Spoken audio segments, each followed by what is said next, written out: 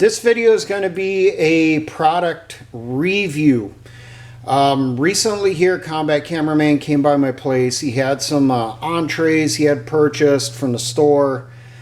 You know, wanted us to give them a try, maybe do videos on them to review them and that, and see if we recommend them. Now, this first one here is from a company called Peak Refuel out of Utah. This company has been around since about 2018. Now, this company is into freeze-drieds. They say that their shelf life right now is 5 years, which is understandable. They're a newer company, 6 years old. They can't make claims yet that their products last 20 years or 30 years. So they're saying 5 years, but likely because of how they are packaged, they should last at least 20 years. They also market that they use real meat inside their pouches. They do not use TVP, or textured vegetable protein, which is a soy product with meat juices and that stuff for flavoring. Now, Venison Country Casserole. It has ground venison or deer meat in it.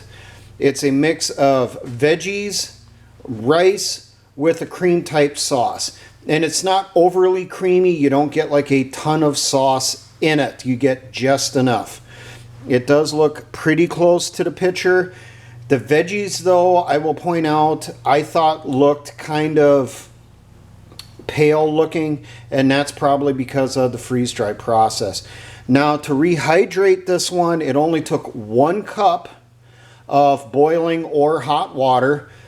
Pour it inside the pouch after you remove the oxygen absorber.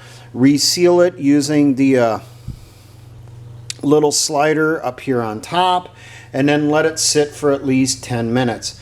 Now, when we tried this, when I made it for us to do the taste test, I let it sit for 15 minutes because in the past, when I've had rice meals from freeze-drieds, I found that 10 minutes is just not enough to rehydrate rice inside those meals. Now, when we tried them, this meal got a thumbs up from both of us, from me and Combat Cameraman. It was very good. The only thing that we thought it needed was probably a little bit of seasoning, like salt and pepper. It didn't need anything beyond that. So basically add a little salt and pepper to taste. 1 pouch is a single meal for a person. The actual info on back says a pouch is 2 servings. Each serving is 460 calories. Total on the pouch is 920. So a single pouch is a little less than half of the daily caloric intake for an adult, which is between 2,000 to 2,500, depending on your body size and activities. So that's not too bad.